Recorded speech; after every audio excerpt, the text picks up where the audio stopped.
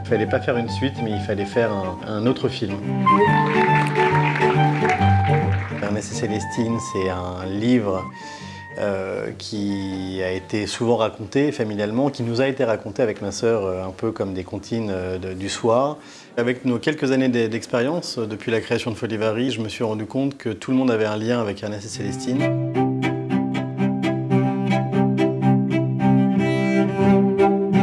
Ça commence avec Pauline, quand elle était enfant. Elle adorait qu'on lui lise les histoires d'Ernest et Célestine. Quand j'étais plus jeune, on allait dans des brocantes pour trouver l'album d'Ernest et Célestine qui manquait à notre collection. J'adorais lui lire les histoires d'Ernest et Célestine parce que c'était un univers qui nous charmait tous les deux. Il m'est venu l'idée plus tard, quand je suis devenu producteur d'animation, de m'intéresser à l'adaptation de ces albums. Suite au succès du film, j'ai eu le projet de pouvoir continuer cette aventure avec une petite série, que moi j'appelais plutôt une collection. On a voulu prendre des réalisateurs qui étaient à la fois des gens qui venaient de la série, comme Jean-Christophe Roger, et à la fois des gens qui venaient de l'univers du film, comme Julien Cheng, qui a été animateur sur le premier film.